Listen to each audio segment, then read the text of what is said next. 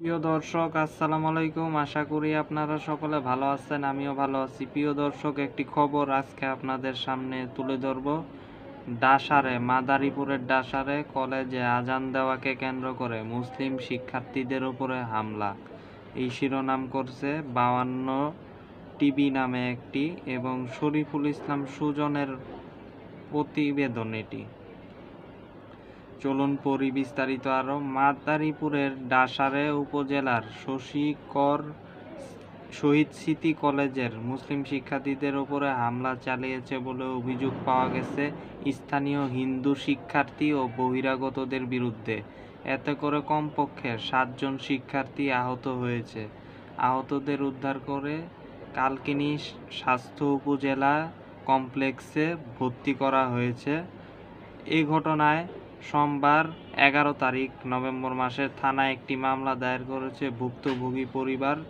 তবে এই হামলার ঘটনায় ওই কলেজের অধ্যক্ষসহ হোস্টেলের দায়িত্বে থাকা শিক্ষকদের রহস্যজনক ভূমিকা থাকায় তাদের আবাসন অপসারণের দাবিতে বিক্ষোভ মিছিল করেছে শিক্ষার্থী ও সচেতন মহল।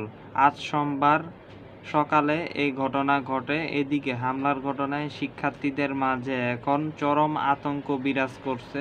অপরদিকে শিক্ষার্থীদের ওপর পুরোনায় হামলার ভয়ে নিরাপত্তাহীনতায় অনেক শিক্ষার্থী কলেজ থেকে বাড়ি চলে এসেছে। শিক্ষার্থী ও থানা পুলিশ সূত্রে জানা গেছে,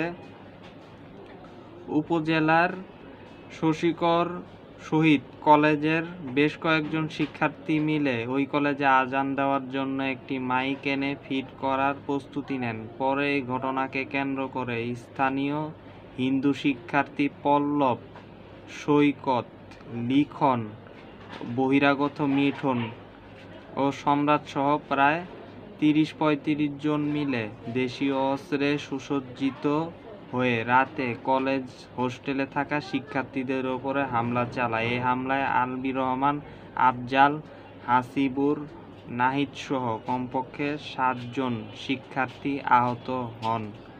আহতদের উদ্ধার করে কালকিনি উপজেলায় স্বাস্থ্য কমপ্লেক্সে ভর্তি করা হয়েছে। এই ঘটনায় আহত শিক্ষার্থী মুজিবুর রহমান বাদী হয়ে 10 জনের বিরুদ্ধে থানায় মামলা দায়ের করেছেন। তবে এই ঘটনায় কলেজের অধ্যক্ষ দুর্লভানন্দ বাউরো, হোস্টেলের দায়িত্বে থাকা শিক্ষক বিমল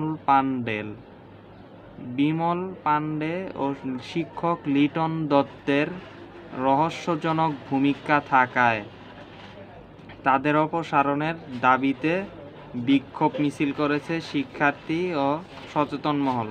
শিক্ষার্থী আলবি রহমান, আফজাল ও হাসিবুর সহ নাহিদ সহ বেশ কয়েকজন বলেন, অধ্যক্ষ দুর্লভ বাউরো ও হোস্টেলের দায়িত্বে থাকা শিক্ষক বিমল পাণ্ডে ও শিক্ষক লিটন দত্তের রহস্যজনক ভূমিকা থাকায় 9 তারিখে আমাদের উপরে হামলা চালাইছে বিকালে।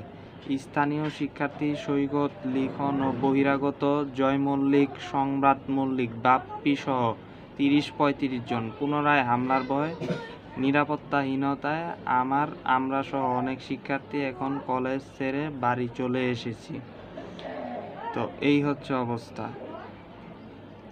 আর অধ্যক্ষ আবার বলতেছে যে এই হামলার ঘটনায় আমিও মামলা করবো, রহস্যজনক কোনো ভূমিকা থাকলে তাদের বিরুদ্ধেও ব্যবস্থা নেওয়া হবে শিক্ষকের। তবে কোনো শিক্ষার্থী কলেজ থেকে চলে যাইতে চাইলে তাকে টিসি দেওয়া হবে। এ ব্যাপারে থানার ওসি মাহমুদুল দৈনিক 52কে বলেন, শিক্ষার্থীদের ওপর হামলার ঘটনায় থানায় একটি মামলা হয়েছে। আসামিদের গ্রেপ্তারের জোর চেষ্টা চলছে। আসামিদের আইনের আওতায় নিয়ে আসা হবে। তো প্রিয় দর্শক, এই হচ্ছে অবস্থা। 30-35 জনকে নিয়ে তাদের উপরে এই ধরনের কর্মকাণ্ড শুধুমাত্র মাইকে আজান দেওয়ার ঘটনাকে কেন্দ্র করে। আপনারা বুঝতেছেন তো। আবার এইদিকে আরেক লোক, পঙ্কজ বালা নামে এক লোক উস্কানি দিতেছে বিভিন্নভাবে, গালাগালি ফেসবুকে, এবং আপনারা তো দেখতেই আছেন কি অবস্থা। তারপরেও যদি বলেন, আপনারাই এখন সকল কিছুর সিদ্ধান্ত নেন, আমরা আর কিছু বলতে চাই না।